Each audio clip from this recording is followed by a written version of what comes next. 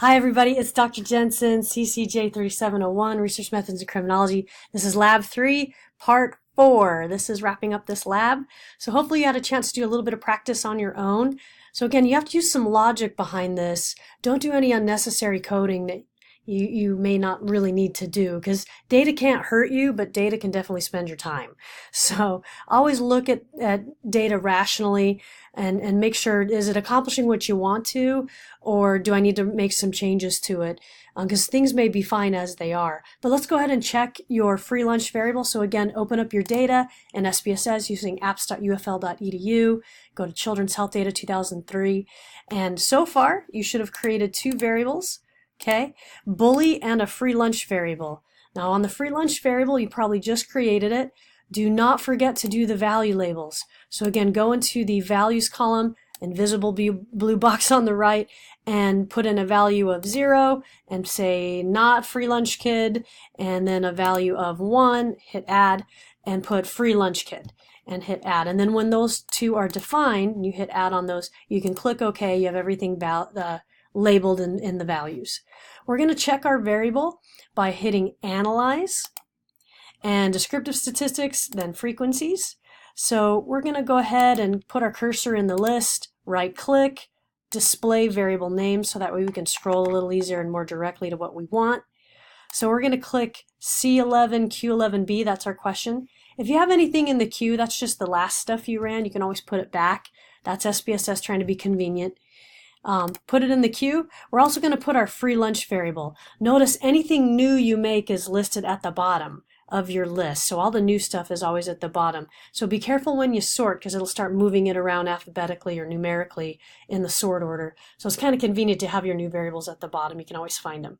If for any reason you do not see them, hit the reset button and it will repopulate that list for you. Sometimes SPSS gets a little behind and it just needs to kind of refresh itself. So we're going to add our free lunch variable, click OK. Let's see these two statistics side by side. These are two frequencies. So the first one, in the past 12 months, did the SC or the study child or any child in the household receive a free or reduced cost breakfast or lunch at school? So remember, we had 22,628 no's, 17,377 yeses, some don't knows, and some refused. Here's our new variable. We should still have those same numbers. They're just organized a little more neatly for the analysis we're going to do. We still have 22,628,000 no's and 17,377 yeses. So now you can answer that question on how many kids get free lunches and how many don't. Now you notice our missing data is a little bit bigger, and it's because we added in those extra responses of the don't knows and the refuse because we set them aside. They wouldn't have been set aside otherwise. Okay, so now we know we did that variable correctly. Now we're going to do the very final question in your lab, which is running a crosstab.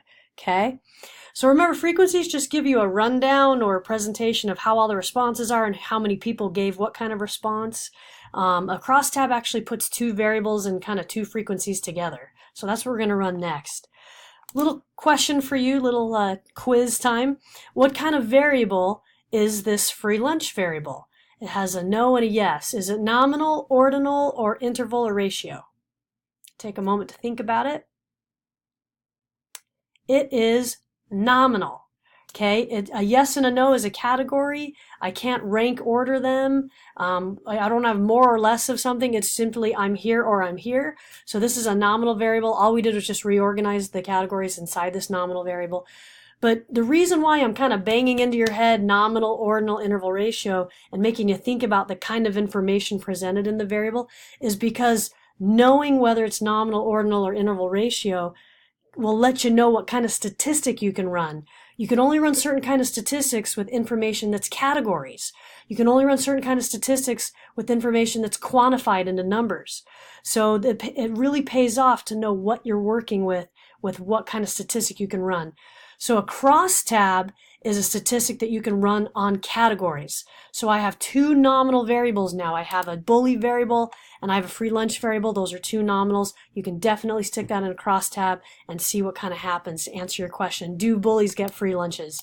Let's take a look and find out. So here's the big aha moment, right? Go to Analyze, Descriptive Statistics, Crosstabs. This is what we call a cross tabulation. You can find these in like 2x2 tables, little contingency tables. And it's going to ask you what variable do you want in a row and what do you want in a column. It doesn't necessarily matter really what variable you put where. Some people swear the independent has to go here and the dependent has to go there. You know, it's going to present the same information anyway. It's just going to be organized vertically or horizontally. So honestly, I don't really care. My rule of thumb is I tend to put the variable that has more responses in it in the rows and the variable that has less responses in the columns, so that I have more of a vertical standing chart instead of a horizontal one that I have to scroll sideways.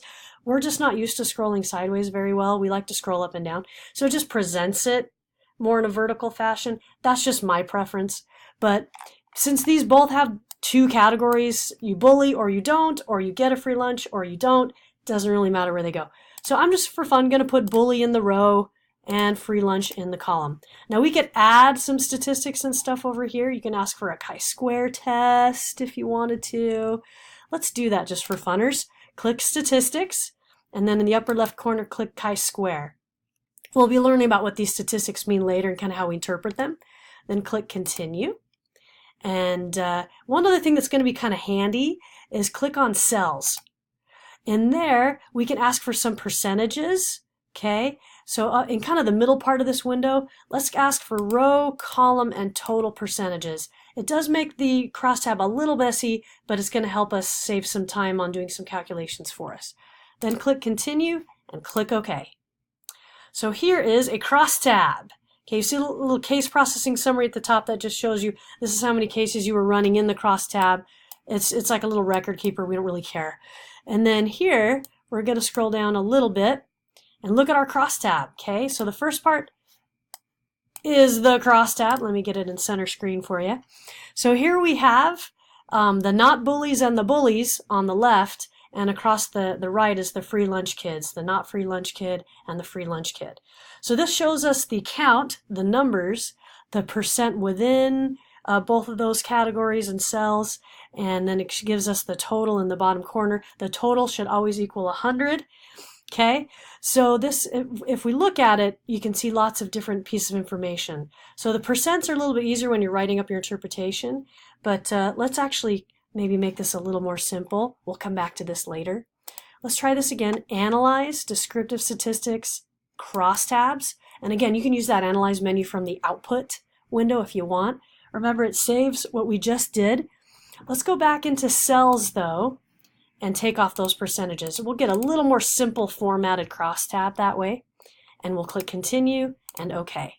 So here's the crosstab again. It's very tiny, right in the middle of the page. So here it just says non-free lunch kid, non-bully. Free lunch kid, non-bully. Non-free lunch kid, bully. Free lunch kid, bully. Okay, so this kind of gets a little less busy. So this is where we can start writing up our result for the last question. Let me prompt you through this a little bit. Some people don't know exactly what to write. Okay, so I asked you report your results both substantively and statistically. Let me tell you what that means. This is what you're going to be doing over and over and over again in this class, and I'll remind you as we go. So statistically is all the number stuff that you got. What are the numbers? What are, the statistical little parts that SPSS spit out, okay? Mostly the numbers. Those are the statistical pieces of information.